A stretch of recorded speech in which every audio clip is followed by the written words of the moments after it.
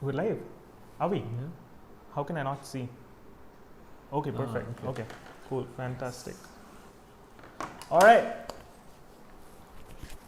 Hi guys, welcome to the live podcast that's supposed to be on every Wednesday.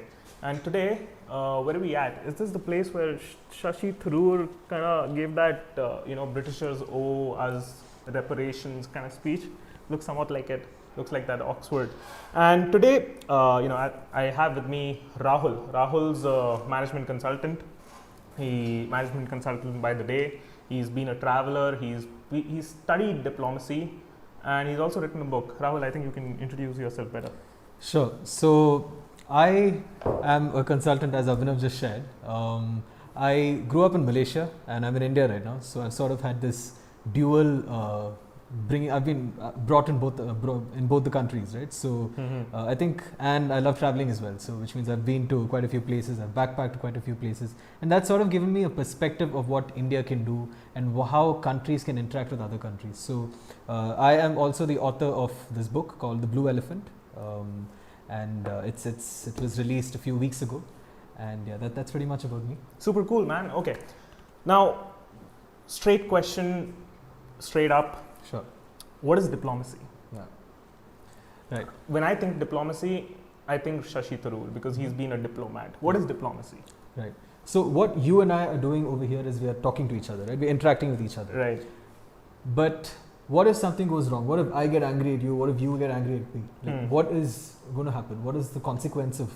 I think we've done a video about that. It's called conflict resolution. But you're not going to nuke me, are you? You're not going to nuke me, right? No. Yeah. So this is interaction with two people. But when you talk about countries, right?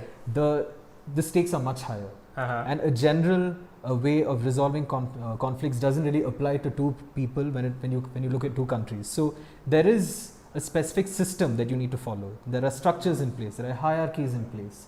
There are various different organizations and ministries and politicians and diplomats and everybody that's involved.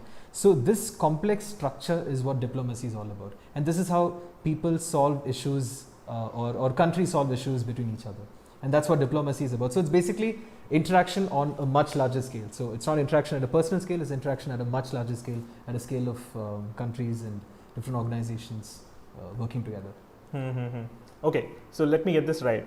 Interaction when between two people doesn't always, unless two head of states, doesn't always have great stakes at it. Yeah. But when it happens between two states, it affects policies, it affects so much, it affects, you can get into a war, you just said a country can choose to nuke the other country. So this art of negotiation that plays out between two countries or between two states is diplomacy. That is diplomacy, yes. Okay. So someone who pursues diplomacy is a diplomat?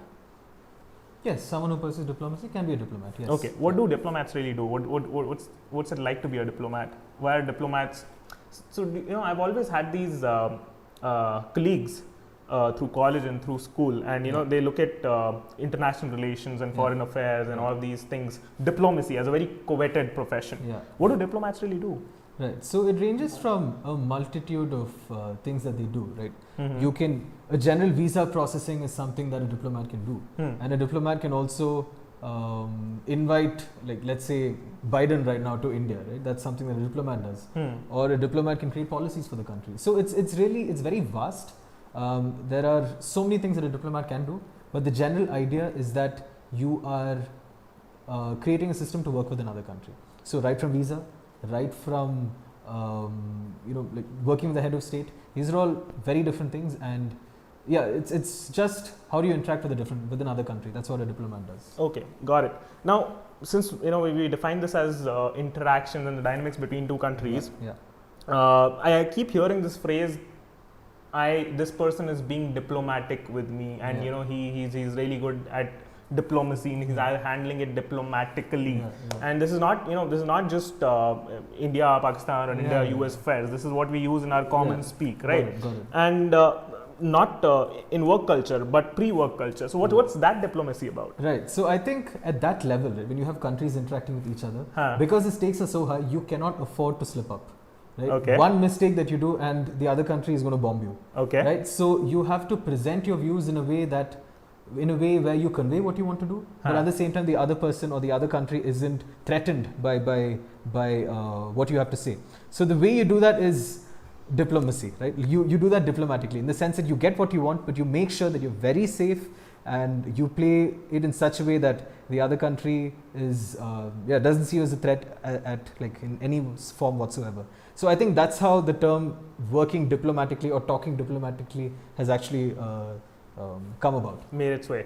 Yeah. So I understand the theory of it, but what are some tactical things that you can pick from, international affairs and bring it to everyday life? How can I use, I would say, I can term it as everyday diplomacy. Okay. How do I do that? Give me some tactical stuff that I can use in my life. Everyday diplomacy, what do you do? Yeah. I think it's about understanding where the other person comes from. So when you look at a national level, right, you look at what the other country comes from, where they come from, what do they want. So you can apply that in our general interactions as well. What does the other person want? What is his history? What is his background? What does he want from you? What is he Do you trying have to any achieve? stories around this? As in two people? Two people, could It be can be- two it head can of be- states. Yeah. Any So, incidents? incidents as in, so let's give an example. Let's say India wants to interact with China, right? Sure. So now you can't just ask China to do what you want them to do, because that's not how it works. So you need to understand what they want, right? So you look at what China wants, you look at their internal, all the internal things that happen in China, what are their goals, and you try to align it in such a way. So when you want them to do something, you align it in such a way that both of you benefit, India and China benefit. And that's exactly how it is with two people as well. Any real world example or any real world case study that's happened in the past? In terms of diplomacy, Sure. we can talk about right. So we can talk about India, the US, and China. I think that's a good example right now. Everyone's talking about it. So like everyone must have heard what's been happening. Define the equation. Where do we place India, US, and China? Is US on our side, or is the US on China's side, or is it? It's complicated. Okay, It's definitely complicated. But I think what's happening is that we are trying to become close to the US. That's what's happening. But we were traditionally not close to the US. So like we were not close to them. But then right now, what's happening is that US sees China as an enemy. And we, after everything that's happened a few months ago, the clashes, all the soldiers getting killed, I think we have arrived at a point where we are also starting to see China as an enemy. So I think over the last few decades, we've tried to be friends with them, but then that's not really happening. That's not working out with us. So we are starting to look at them a little suspiciously.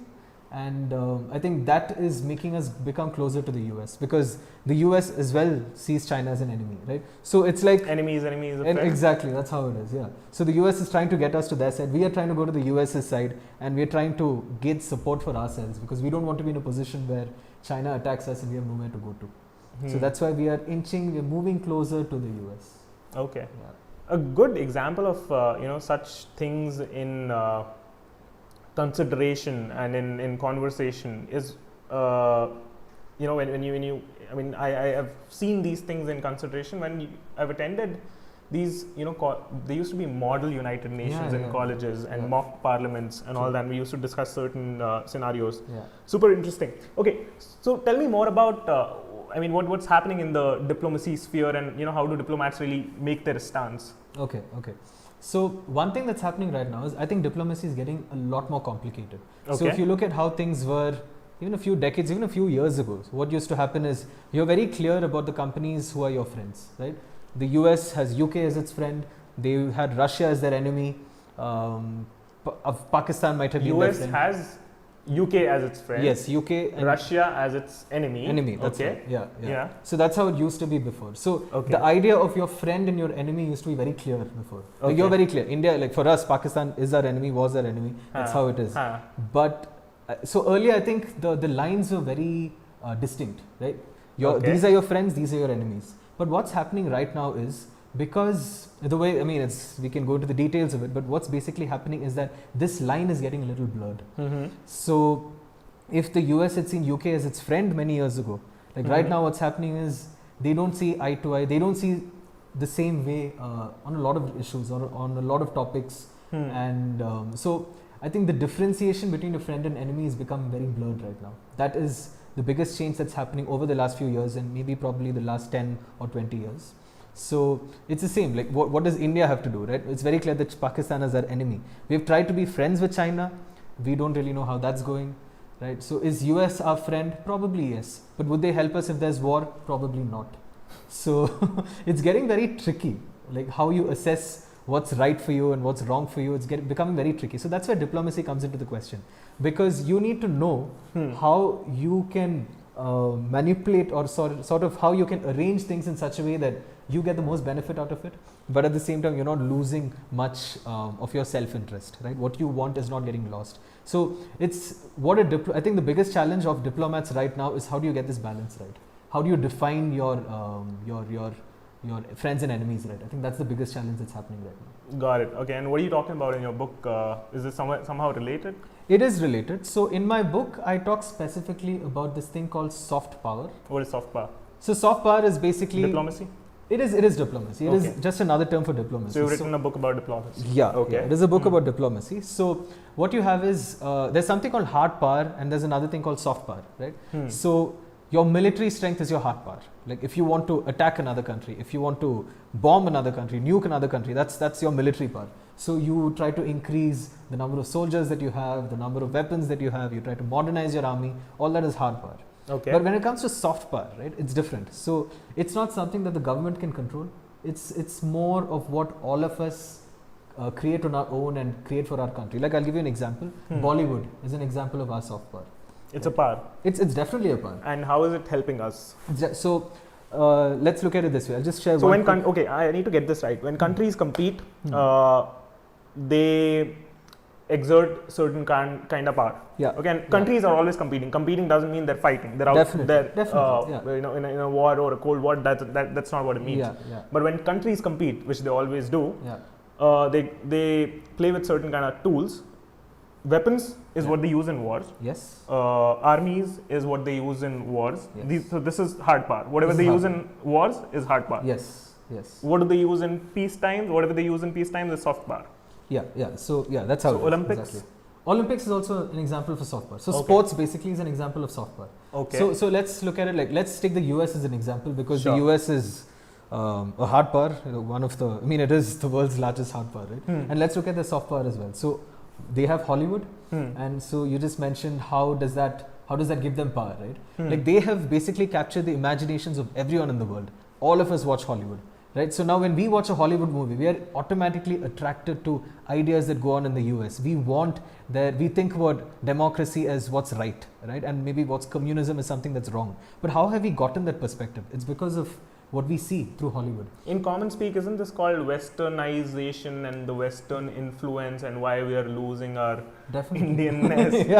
Definitely. Okay, so you're telling me this is happening because of a strategic, it's a strategic action by US? Can we say that? It just happened by chance, I think but it can also be made strategic? Exactly. That's what I'm trying to say. Okay, tell me more about it. Right. So like let's look at us, right? We have Bollywood and so what we just said about Hollywood right now, Hollywood, the number of people who watch Hollywood in the world, basically everybody watches Hollywood, right? Yeah. But now what happens if we can develop Bollywood or even any regional Indian industry to such a stage where we manage to have a large audience that is across the world. Now what's going to happen is different countries, different people are going Bollywood already has a large audience. It has, but we can do much better. It does have a large audience, right? And that is why it's so powerful. That's and how does that give us a strategic advantage? So let's say, one of the best examples to use is tourism.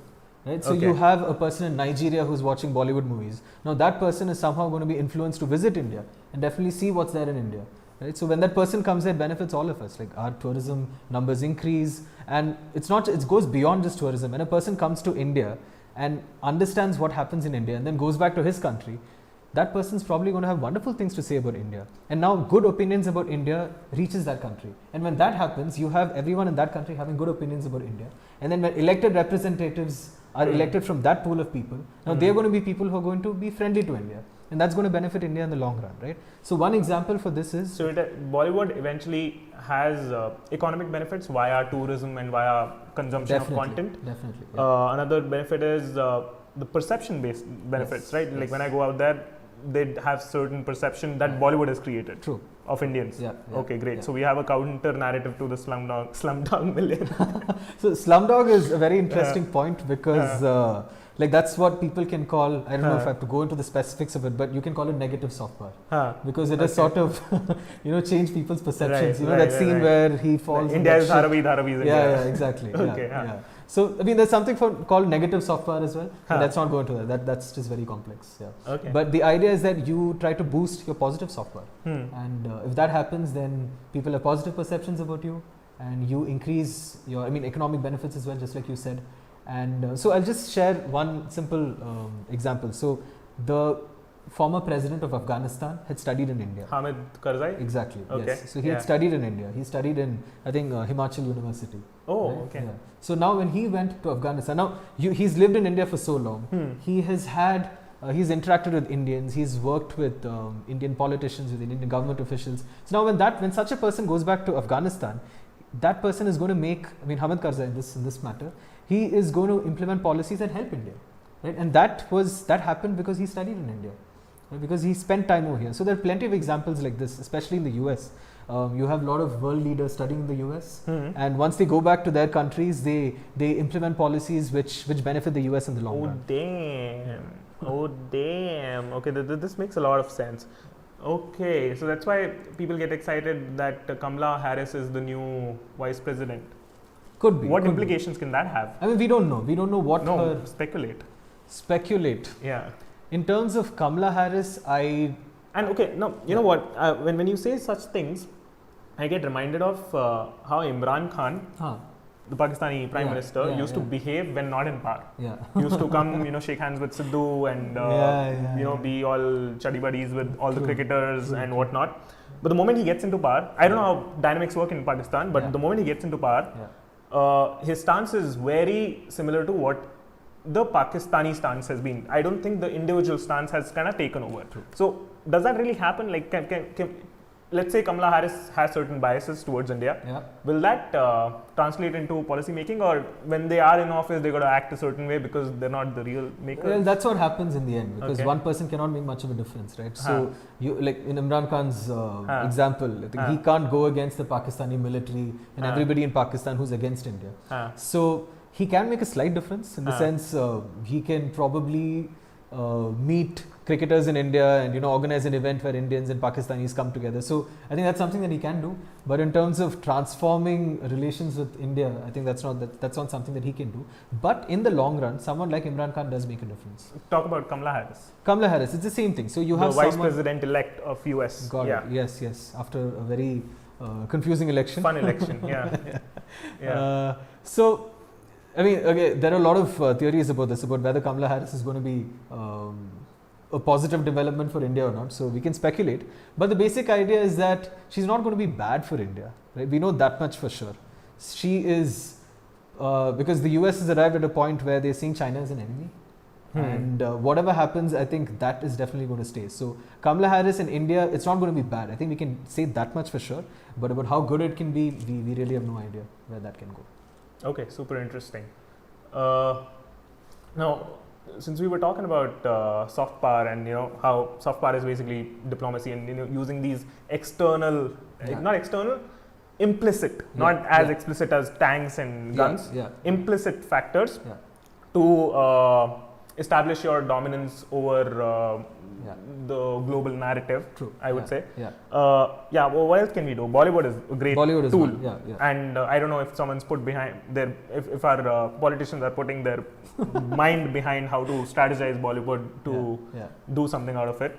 What else? What else can we do? Cricket is another great example. But doesn't the world look down upon cricket diplomacy? Pakistan does there's a terror attack that happens and we stop playing cricket with that. Do you think that's true? You're telling me that that's actually effective? I think that's very effective. Oh my God. So tell me more. Because what happens is that, look, India and Pakistan don't have formal relations at the top level, right? Okay. You will not see the Prime Minister of India and the Prime Minister of Pakistan coming together. And you need to create like things are already so bad, but we need to look ahead. So how do you actually create peace between both the countries? Right? The prime ministers are not going to do it because they assume that the citizens don't want it. So we need to create a structure in which the citizens want it. Only then will the prime minister want it.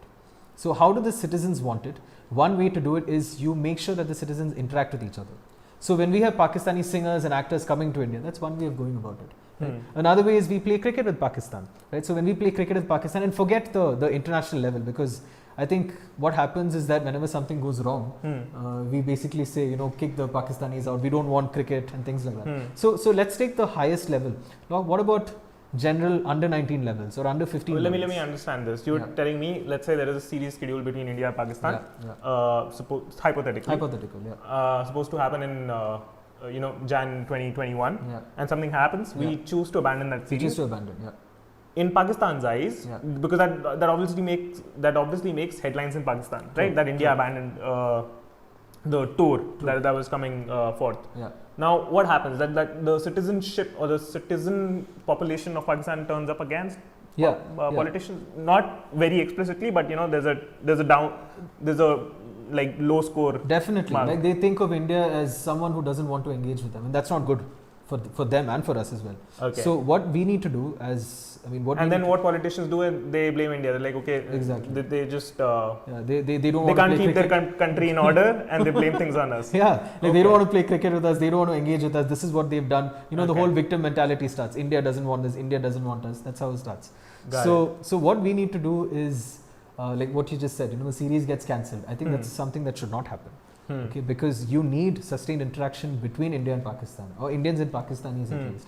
Only when that happens will the relations get much better than they are right now. So, and I mean, ultimately, right, you cancel one series, how does it benefit us in any way? Right?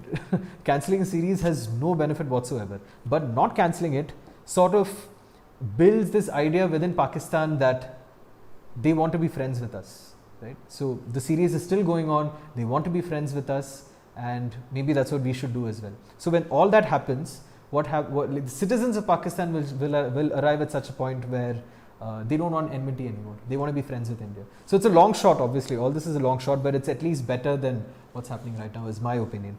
Okay. I think that the traditional way of dealing with countries with, as we said, you know, with nukes and bombs is not going to work anymore, especially in the internet era. Give me another example. Cricket is one, Bollywood is another. Cricket is one. We can talk about tourism. Tourism is one example. Yeah, so India is known. I mean, so many backpackers look at India as Europe. They complete how long it takes them to complete a Euro tour is as much as it takes them to complete Indian tour, because each state is like a country. Each state is a country. Exactly. Tell me more about it. India is super popular in tourism. Actually, no. India is very bad when it comes to tourism. Like in terms of the numbers, right? So I'll give you one stat. The number of tourists who go to Macau. Macau is a country. Yeah, Macau is a country. MACCAU? MACAU, China, right? Okay. The number of tourists that Macau receives is more than the number of tourists that India receives. And Macau is 1/5 the size of Pondicherry. Interesting. So that shows that we talk about our history, we talk about our culture, we talk about so many things, but people don't want to visit us. And that's quite sad when you look at it. So tourism is one aspect which we should build for sure. You know, we need to have a system in place where people want to visit us. So there are a lot of reasons why they don't want to visit us. I mean, one of the reasons which I think is that there's this perception, or I mean, I don't think it's a perception, it's probably true, that India is not safe for women. So you are basically not permitting half the world's population to come to your country, and that's very sad, right? So I've had similar experiences like this when I had a few friends in Malaysia who wanted to visit me in India, and they cancelled their trips because the girls in the group weren't allowed by their parents to visit India. So something like that, there's a negative perception. And so the idea is when we have more tourists in India, we, as we mentioned, we will have economic benefits, that's for sure. But I think it goes beyond that. People come to India, they understand India, they have views about India, they will probably visit India again. They'll tell things about India to their friends in their home countries, and it benefits us. So tourism is another, cricket is another. Another thing that we can talk about is yoga. Yoga is probably the best example for India. It's been popularized also very well by the current government. True. So that's helping us as well. That's definitely tourism. I understand. More people come to India. More people, hit that magic moment that India is great, or it's wonderful, and go away with that. More people go away with that. It's like a funnel. Cycle. They come, take a dip, have a realization and the world thinks about us slightly better than what they used to. Now, how does this thing, what was the latest thing? Yoga. Yoga, okay. So yoga is like a part of India that you can experience while sitting in London and... Exactly. Yeah? Okay. Yeah. Interesting. Now this makes... So basically, soft power, which is diplomacy or a form of diplomacy, is about changing the public perception or the world global perception of India. Exactly. That is what it is. So does that, can I put it in a framework that you should, it's about getting as many global people or world population, their head of states maybe, but global population to take a dip into a form of Indian narrative. Could be yoga, could be Bollywood, could be music, could be whatever. Could be anything. And eventually it's going to help us in competing with other countries. Spot on, that's exactly what soft power is. Okay, super interesting. This was super helpful. Cool. So now I think we can take a few questions before we wind up. Guys, we're taking questions. The questions will show up I think after 30 seconds because there's a lag. Okay. Not a lag, I mean that's natural latency. Okay.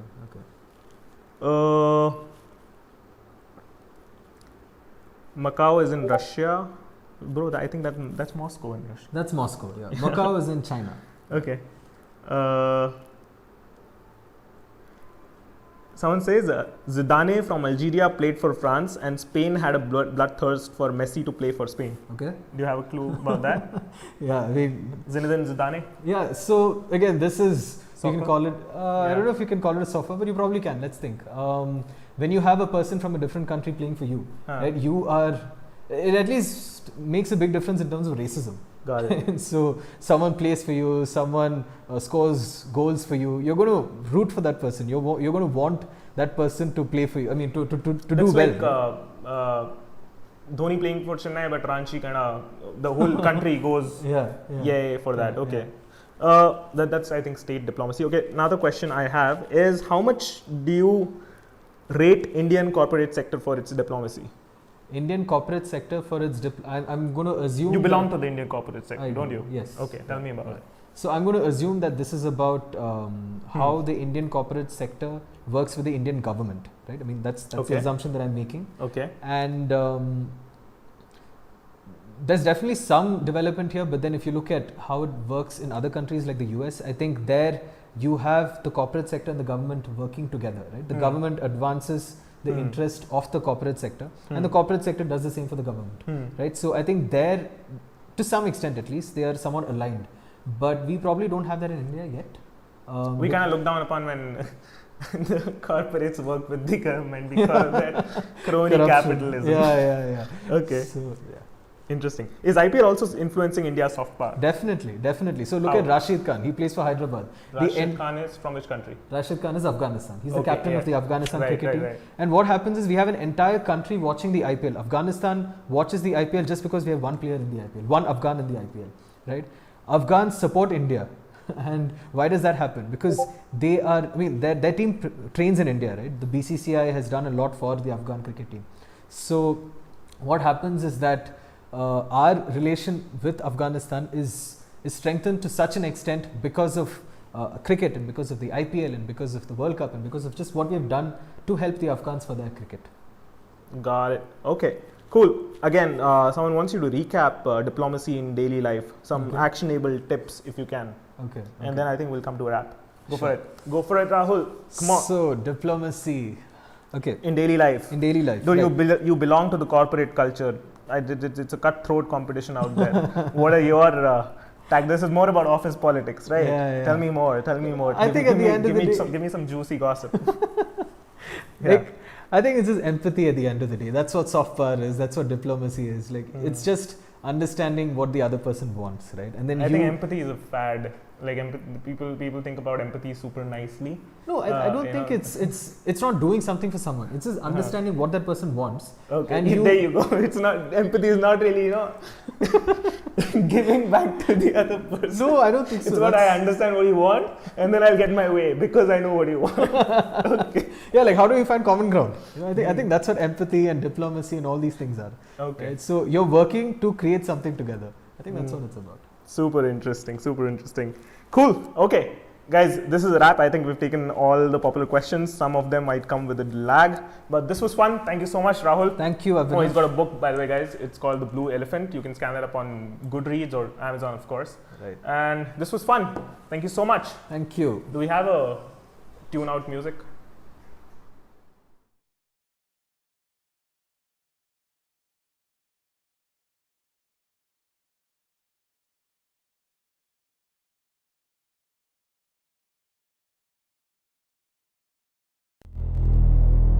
Thank